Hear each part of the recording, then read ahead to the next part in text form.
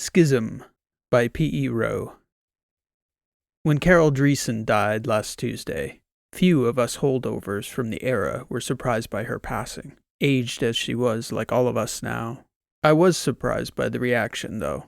I suppose it is not too dissimilar an experience for anyone who is close to a titanic historical figure, the discrepancy between the person you know and the one who gets portrayed.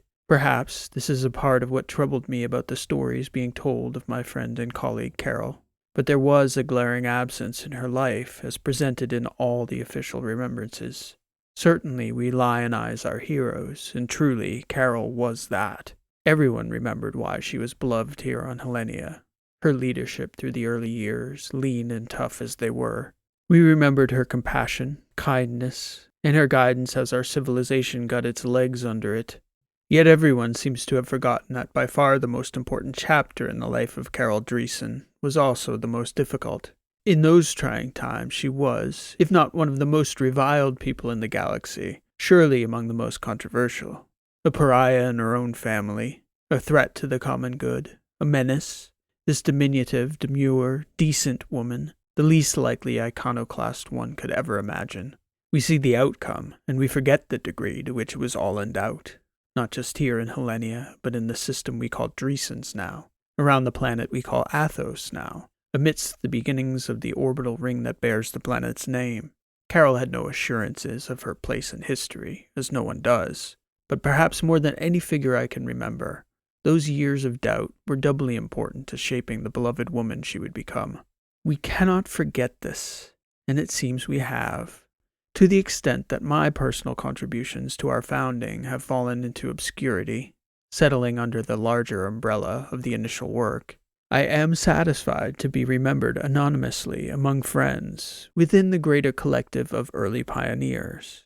If, though, as I hope, this account of our greatest founder becomes as well remembered as it deserves to be, perhaps even as the definitive story of Carol Dreesen's life, then I shall have played my biggest part for Hellenia as historian and friend of our founder. Building a home from a barren, rocky moon and shaping it into a marvel, none of that was easy. But that was not nearly as difficult as getting here.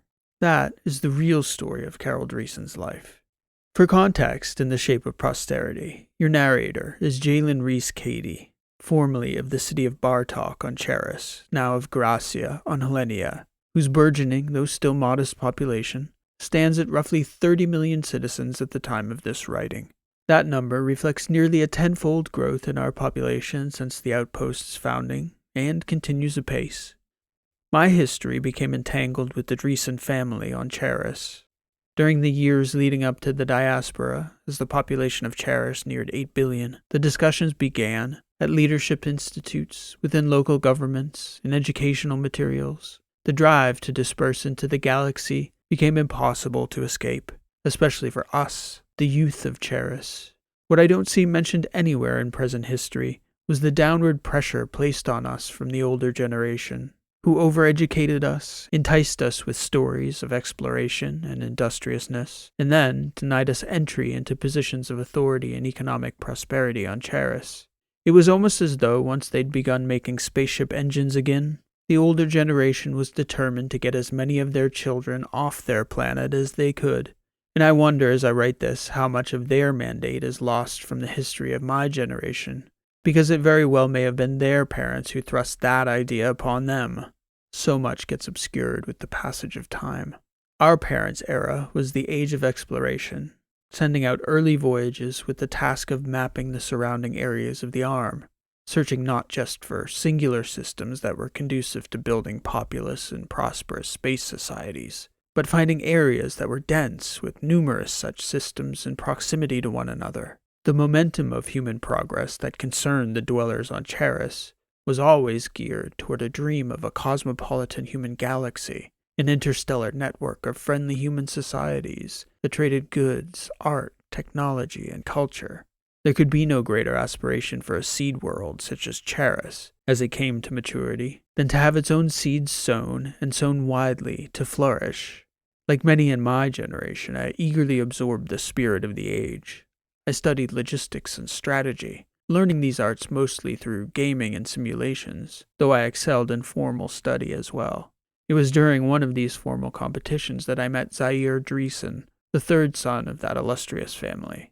We grew quite friendly as competitors, and it was through Zaire that I was introduced to Yule Dreesen, the eldest child of what was, on Charis, only a modestly famous family then. But their familial belief in the future of the Dreesen clan was unflinching. It was the clear expectation of their parents that the Dreesen name would echo in the stars, in what surely would have manifested as political ambition, drive for leadership, industrial domination, all the traditional occupations of the ambitious. These tendencies were solely directed into coaching the Dreesen clan into world building, which on Charis, in that era, meant securing a charter. Carol herself was too young then to be of any use to Yule, Baron, Zaina, or my friend Zaire Dreesen in crafting the charter that was eventually awarded to Yule for its ingeniousness, meticulousness, and potential for growth. He called it Athos, the largest human structure ever conceived, an orbital ring 7 million kilometers in circumference, future home of trillions, jewel of the galaxy. Yule was a genius of the highest order, who had drawn from the maps of the system and its neighbors to construct a plan for Athos's creation that was nothing short of staggering in its intricacy and creativity. First would go miners, metallurgists, and roboticists to construct the factories that would fabricate the framing. A ring in 10 years, a civilization in 20, a galactic wonder in a century. That was the promise, a perfect promise to the numbers. Nearly 10 million of us were so captivated by Yule's promise that we signed the charter, pledging our dedicated skills, our work, our lives, and our futures to the plan. It was so big, so impossibly bold. It was also achievable, not just in the specs, but in reality. Deep space automation and millions of metalworking macrobots made it so.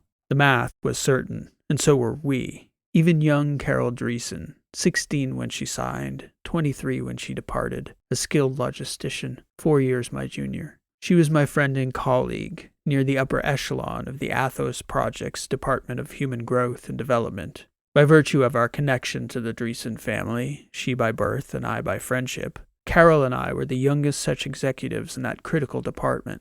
That was how we came to grow so close. It was also how the troubles began. We were stationed aboard the Cylinder Reyes, one of the administrative centers of the early phases of the Athos Project. I still remember her first inkling of the coming strife. She walked into my office and said, "Jalen, are you seeing with your eyes what we've missed in the models?" And my response was as obtuse as I suppose we all were then. "The models haven't missed anything." "That's a no," Carol said.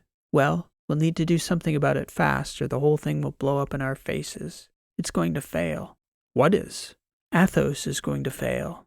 "But the math is correct." "As much as he'd like to, Jalen. Yule can't model people, and people are going to fail this project."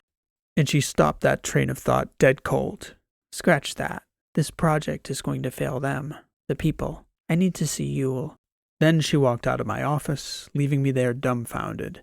It was our job to catch these things, to see that morale was satisfactory, that people had upward mobility, a sense of worth in their work. These were critical things to any project, but on the greatest engineering undertaking in the history of humanity, that meant many fronts, evolving over many years. The easy part was getting people to buy in. What builder, creator, engineer, planner wouldn't want to be a part of Athos? The challenge was whether our workforce, writ large, would still feel the same way about it after 5 years, 10 years, 20 years. We didn't need them to love the ring the way Yule did, but they couldn't hate it, feel cheated by it, or resent that they were a part of it, at least not in large numbers. And that was what Carol foresaw long before it ever became a problem. She called it the tyranny of location. Yule was so busy that he couldn't see Carol about the problem for nearly a week, in which time she did her best to define the eventual problem in terms Yule would recognize and consider addressing properly. The way she explained it to me was that upward mobility needed to be present in the system for a significant segment of the working population, common knowledge among us human logisticians. Some people would be fine working the same job for 35 years, yes, as long as the other parts of their life were fulfilling. And in those early days, that was not much of a problem, as the cylinders were getting built and communities were coming together under these new circumstances. It's actually more difficult for people to remain connected to a community over generations than to feel connected to a new community they're building. We saw this firsthand on Charis, and there on Athos. The problem was that certain facets of the ring-building process took place too distant to offer entry points for higher-level work. The wire teams would be trained to move to other elements of the construction process when the cables were completed, but the miners stripping the asteroids needed to move further and further out, and the job remained the same. Similarly, the ag specialists, once their cylinders were established, wouldn't have a chance to move to the ring for decades. Thus, it became logistically improbable to offer their children opportunities as apprenticing engineers ringside due to the length of the commute. The further the fleet spread out as their tasks became more specialized, the more pronounced it would become. In the more years that passed, the more hardened the social implications of these entrenched roles became. That was the problem Carol foresaw. "You really think it'll be that much of an issue?" I asked her. "Most of the jobs shift as the phases of the project evolve anyway." "Even fish understand fairness," she said. "It's deep in our animal brain. If you shift some people from one low-level job to another, while other people are moving onto the ring and securing a better present and future for their children, Jalen, yeah, people are going to notice those things."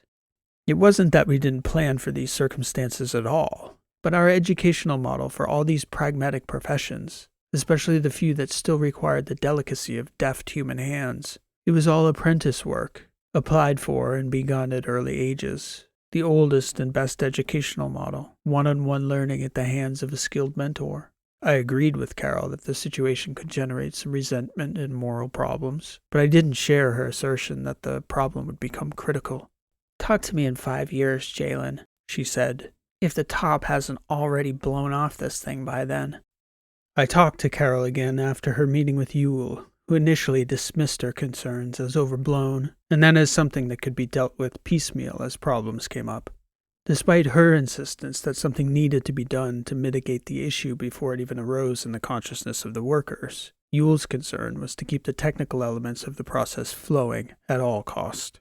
By then, the process, a great multifaceted machine in its own right, with mining leading to smelting and printing, which led to bot and machine factory formation, which led to massive metalworks, space joining and architecture, followed by utility and environmental foundations, micro and macro automation, build site assessment and oversight.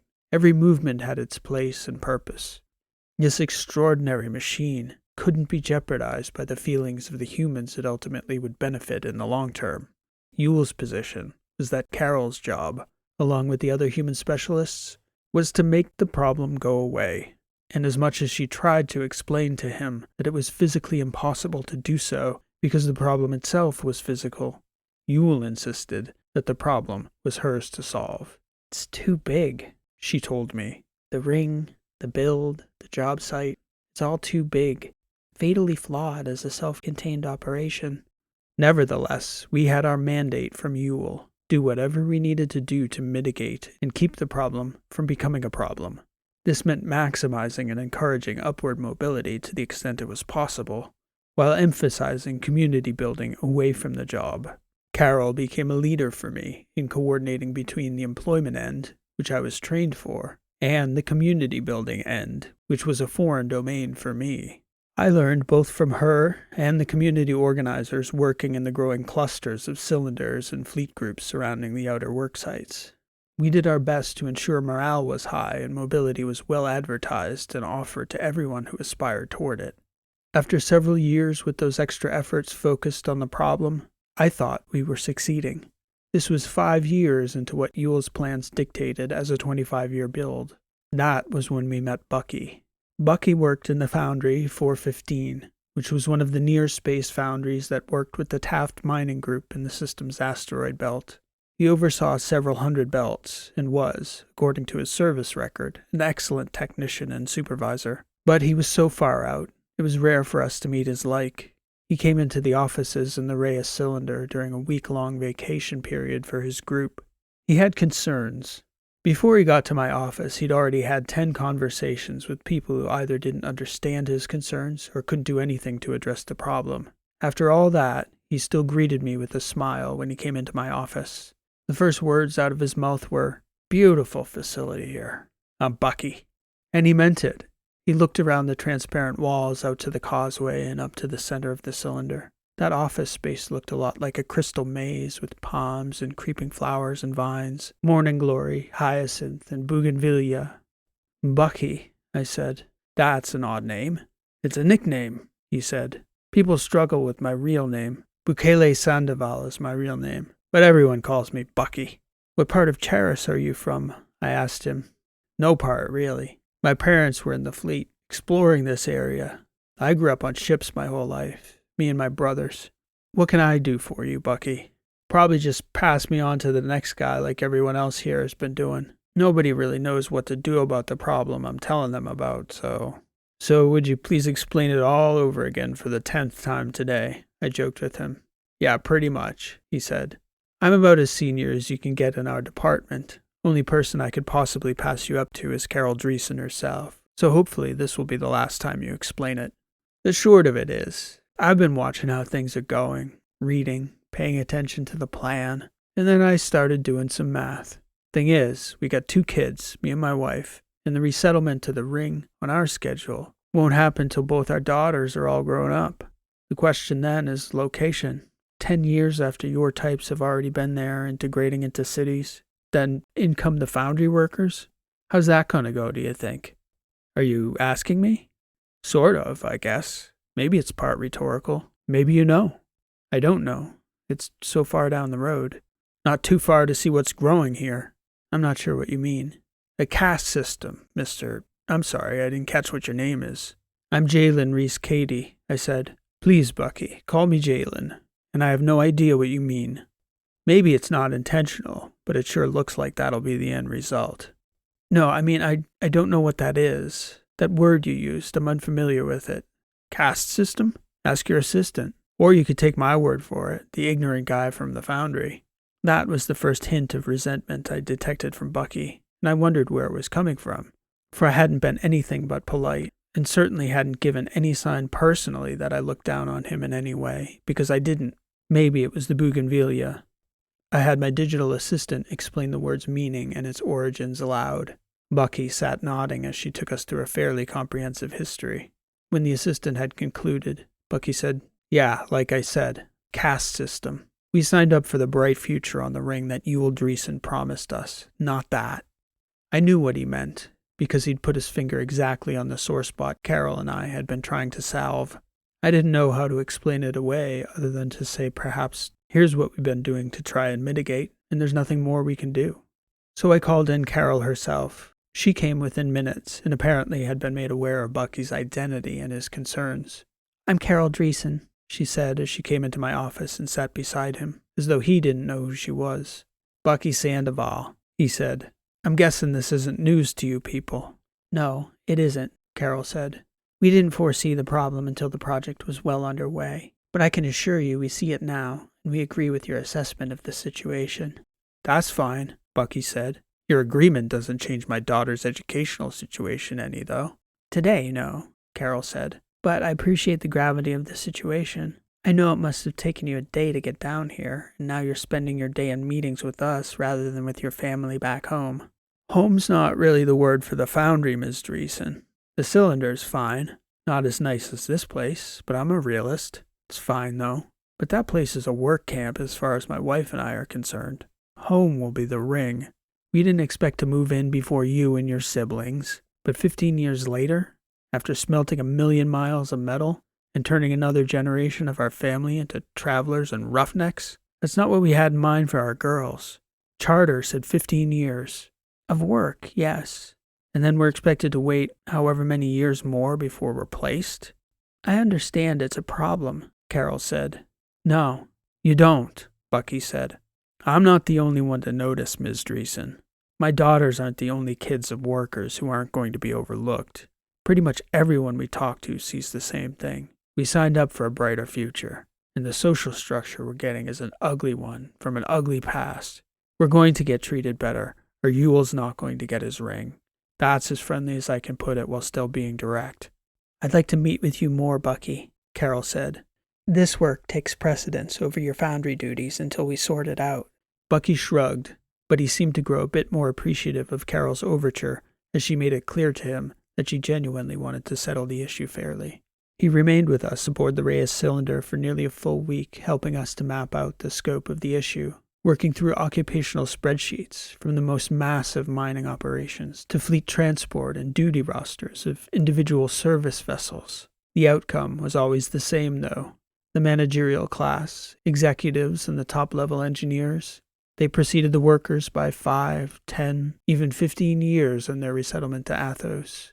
The plan was to literally leave these people behind. Carol saw it, and she was not happy about it. She took the work we'd done with Bucky to Yule, only now she had a much clearer map of the problem's scope to show him. She also had a sense of Bucky's resolve. He'd been polite, but he was firm in his position that he and his children were not going to be relegated to second-class citizenship, and neither were the other 3 million workers in the outer fleet. This was the polite phase in what came to be called the crack in the charter, the days before the talks of workers' strikes, flash work boycotts, threats of sabotage, and outright revolt. Yule didn't understand yet. In that second meeting, he told his sister to tell the workers to review the charter they'd all signed, as well as their contracts. There were always conditions that people didn't consider in advance. The onus had been on them, according to Yule. What Carol tried and failed to convey was that, contract or no, you couldn't force anyone to work.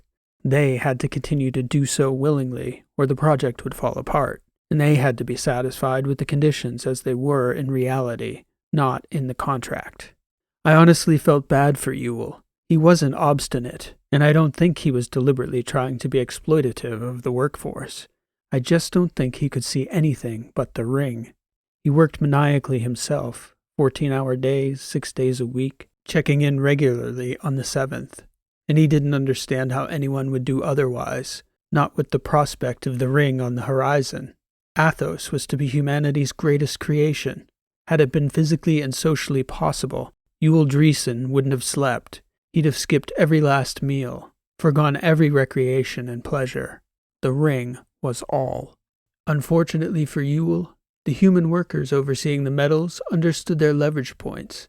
In that phase of the project, millions, if not billions, of metalworking bots had already been fabricated for the construction of the ring's main structural elements. They were fully dependent on the steady supply of workable metals to keep the project moving, and people were a major part of that supply process.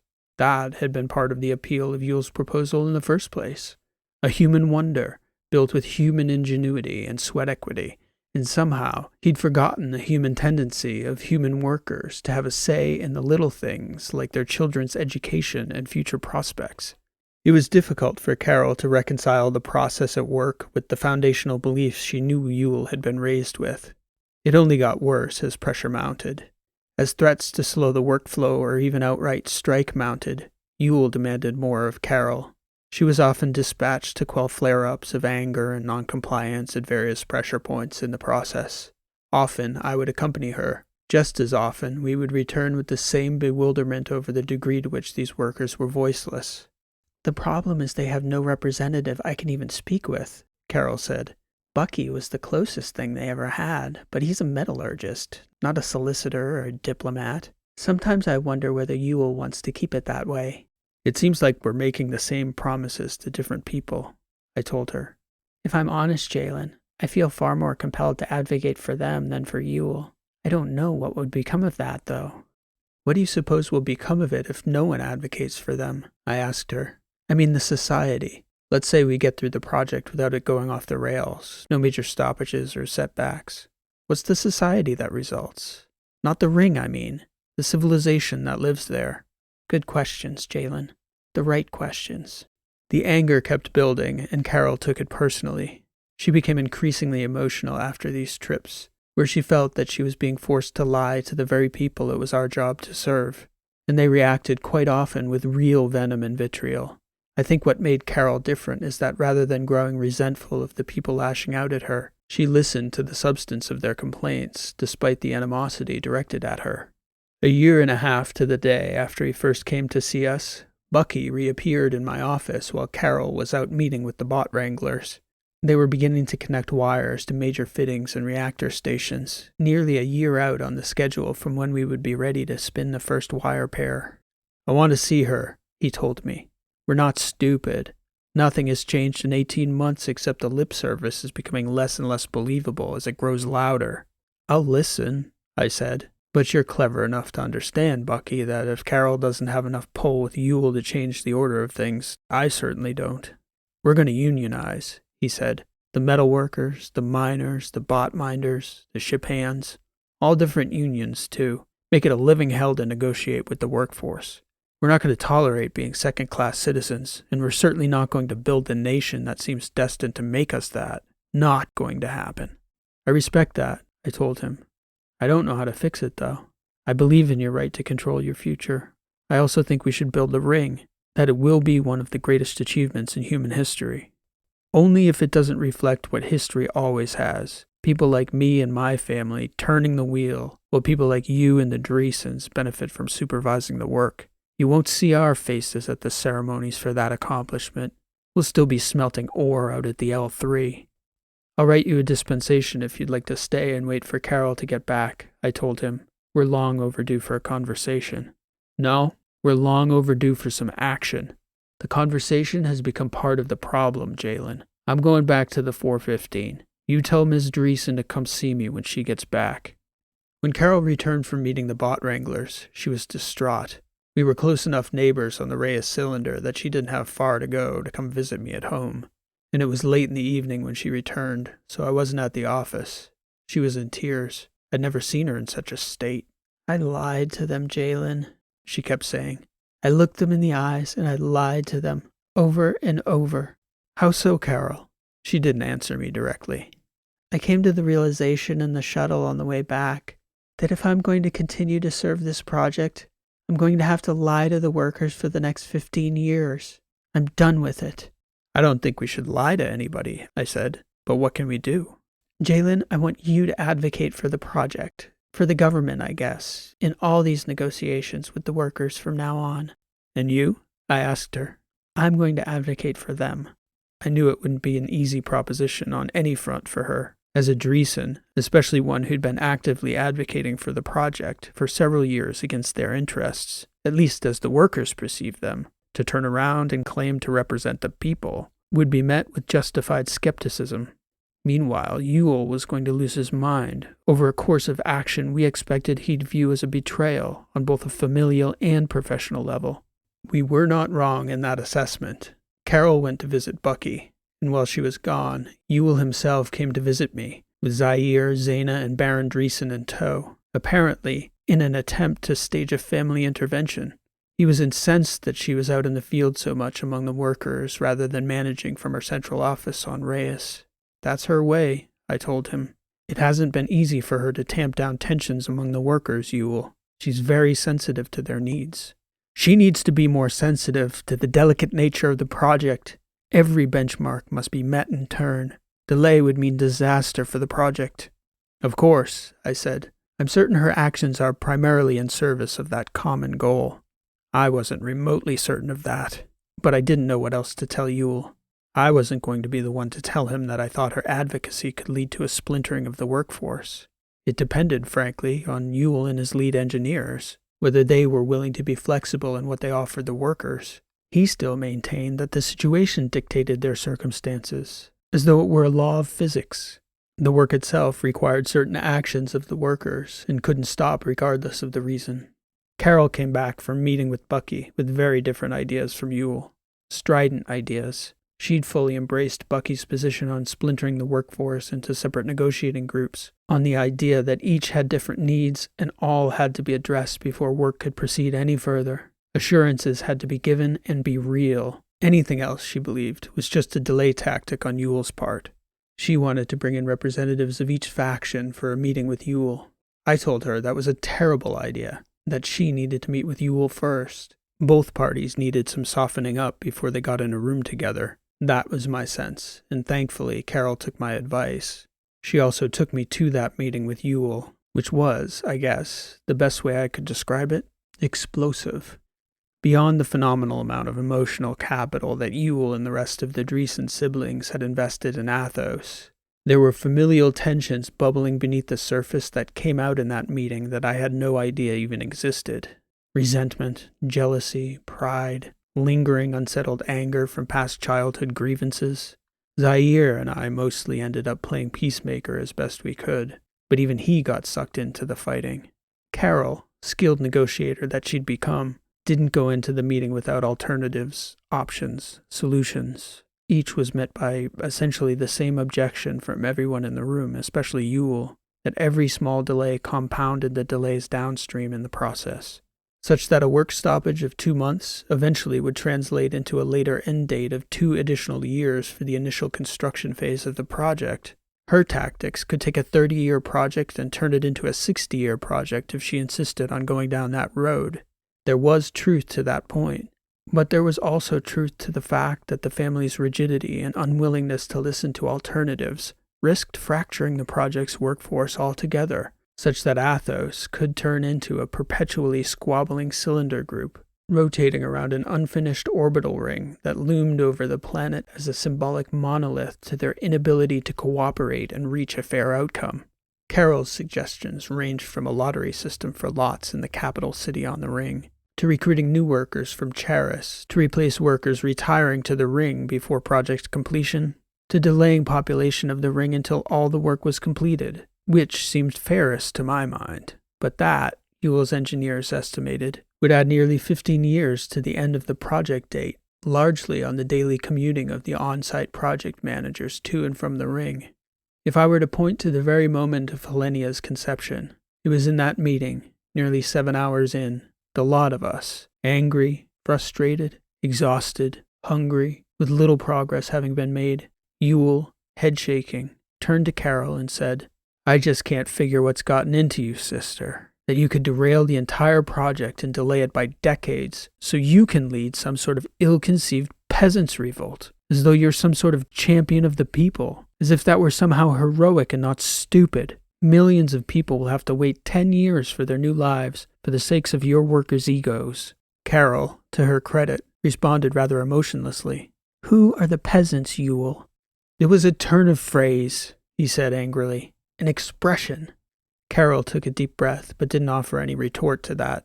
I tried to carry the conversation back to the grounds of negotiations, alternatives, but I could see as the meeting wound down a different kind of energy from Carol herself. A resignation of sorts. After the meeting concluded, she made a telling remark to me on the way back to the Reyes cylinder. "When a society breaks its social contract with the people, what obligation do the people have then to that society, I wonder?" She didn't answer that question, and neither did I. Carol was quiet for weeks after that fateful meeting, but I could tell she was disturbed by the ease with which Yule had adopted an aristocratic and dismissive attitude toward what we both viewed as legitimate grievances of ordinary people. Both he and the other Dreesen siblings, Zaire perhaps excluded, seemed to be in total denial of that fact. The timeline, in their view, absolved them from listening to Carol's proposals. Carol did not talk to me much in the following weeks. We were still acting as adversaries in what was very much a performative negotiation between Yule's interests, which I represented nominally, and the workers' interests, which Carol was passionately advocating for. Unbeknownst to me in those weeks, she began exploring an alternative I'd have considered unthinkable at the beginning of the project, forming a splinter group to colonize another star system. From what I was told later, Carol had thought of this plan as nothing more than a bargaining chip, the last resort to put on the table to move Yule if all else failed. She told me later that when she assigned the small team of speculators the task of seeking out alternative systems, she gave them the genuine impression that she intended to break up the fleet, but that was never her true intention. She merely wanted them to develop a serious, legitimate alternative as a bargaining tool, and their belief in its legitimacy ensured that the plan would be formidable. It was only after Carol saw their plans for Helenia that the thought of breaking away became an alternative with a grain of appeal.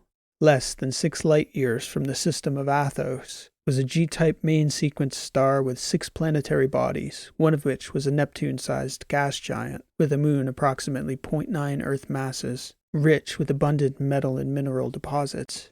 The speculators initially called that moon Helen, for they found her in a state of bright white light at the far edge of the planet's terminus, emerging in sunlight, seemingly putting on a show to mark the arrival of her first human visitors. A sign, as one of the explorers had put it. Helen was barren, bereft of an atmosphere or magnetosphere, but she was orbiting far enough from the planet that there was minimal tidal heating on the planet's interior from the gas giant's gravitational pull. She was incredibly stable, and the system itself, which had been thoroughly examined through spectroscopy, had all the necessary elements for a robust human civilization in the 6 planets of the system and their moons. Best of all, a city capable of housing 4 million people could be erected in a matter of several years, given the materials readily available on the moon's surface and the equipment in the fleet circling Athos. The most difficult part of the entire operation, according to the speculators, would be the terms of their divorce from the Athosians. Calling it that, a divorce, was just the framework Carol had been lacking, but it crystallized the thing in her mind. What was a divorce if not breaking a charter that 2 people had solemnly pledged their lives to, and later came to find intolerable? Marriage was a contract far more sacred than the Athos Charter, and one which billions of people over the centuries had broken. It was also the first time Carol or I could ever recall having heard any people referred to as Athosians. She wasn't open with me in those months, but later, after the schism unfolded, she confided in me what had been eating at her all that time. "I thought, Jalen," she said, "that we were going out of our way to force these people to be part of a civilization that didn't particularly want them, and I wondered why they should want to live in a home where they weren't appreciated. The prospect of Helenia put us in a position of strength when we went back to the table with Yule. He could either deal with us fairly, or we could walk away from the table with our heads high." Yule had no idea that she was ready to do anything more than she'd been promising to do for years now. Threaten to strike, boycott, and kick up a fuss. But Carol came not just with a plan for an alternative, but with a list of resources that our faction would be taking with us, including bots by the millions, ships, mining concerns and foundries, ag groups, and even a fair number of engineers who shared the concerns of the human resources departments. By the time Carol had formally proposed the split to Yule, it was almost a foregone conclusion in the minds of the millions of workers who'd grown to feel spurned by the society they were laboring to build. All that time, poor Yule Dreesen had been suffering under the belief that all he'd been building was a structure. Carol had gone so far as to hire attorneys who specialized in divorce proceedings to draft a framework that severed the fleet in a manner that would be equitable, ensuring that the process crippled the prospects of neither faction. We thought all of this was fair. Yule's supporters, who began to be called originalists, were irate. They seemed to hold to the notion that the proper legal analogues to the Athos Charter we'd all signed were conscriptions aboard wooden ships in the old seafaring era of Earth, death to deserters, and so forth. Times had changed a little, was our position. To be fair, our departure was going to significantly alter and lengthen the construction phase of the project. We speculated that Yule would likely need to solicit Charis for millions more future Athosian citizens. There would be a yawning gap in their capability to carry out the plan. But we understood how fiercely resourceful the Dreesen group was. They would survive, and eventually build their ring. By that time, whatever reservations Bucky and the other proponents of the schism had once held about Carol had long been put to rest. They were the first to come to her defense when she was attacked by the originalists as a traitor, or an opportunist who was merely using the people to make a name for herself as a humanitarian. Honestly, I think it was less Carol's desire to be seen as anything than it was her desire to live in a society that didn't openly mock its own ideals by failing to live up to them. By the time Carol's divorce plan was fully articulated and on the table, there was no longer a possibility of making the original Athos project whole again. Nearly 3/4 of the laboring workforce was prepared to leave for Helenia, as we'd named our great moon. That number was too high for Athos to remain tenable, even on a much longer scale. And this final major hurdle, at last, brought Yule Dreesen to negotiations in earnest. He, Zaina, Baron, and even Zaire were furious at Carol, and me by extension. But the survival of the entire project was now at stake, so they came to talk, and initially it did not go well. Divorces are never free from contention. Ultimately, Zaire suggested that it would be best if he and I were left alone to hammer out the details of the split with legal representation from both sides. Amazingly, with all the strife through those early years of the Athos Rings construction, that was the first time that work finally came to a stop. Zaire and I negotiated for nearly a month. His main concern was retaining enough of the workforce to continue construction while they recruited new pilgrims from Charis, a contingency that would take nearly 2 years to make up for the shortfall. My main concern was in maintaining an amicable relationship with Athos. Carol herself, meanwhile, went to see Helenia with her own eyes for the first time. There were major engineering concerns to be addressed colonizing a barren moon. All of the structures would need to be formed as closed units with radiation-dampening properties, which meant little sky until an atmosphere could be siphoned off Helenia's gas giant, which the surveyors had named, appropriately, Troia. Carol returned to Athos brimming with a sense of optimism and glowing reports about Helenia's desolate beauty. She had one request of me, however, in negotiations.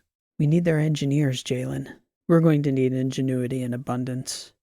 After all, we needed each other. Zaire and I began and ended the negotiations with that premise, and within several weeks we appeared to be closing in on a mutually agreeable outcome when the final obstacle presented itself. The engineers, who had mostly remained loyal to the initial charter, did not take kindly to having their services bartered as though their lives and futures were fungible tokens. When drafts of the separation framework were circulated, the response from the engineers and architects was to form a guild of sorts called the Technician Rights and Services Protectorate, which demanded a seat at the table with Zaire and I as an equal party. Neither of us objected. The final pieces that sealed the agreement were as follows. First, the Trasp Engineering Guild would provide education and mentorship for any citizen of both sites with appropriate test scores and willingness to relocate.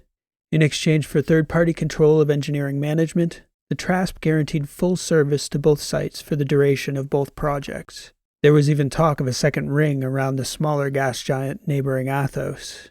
Certainly those engineers loved to build.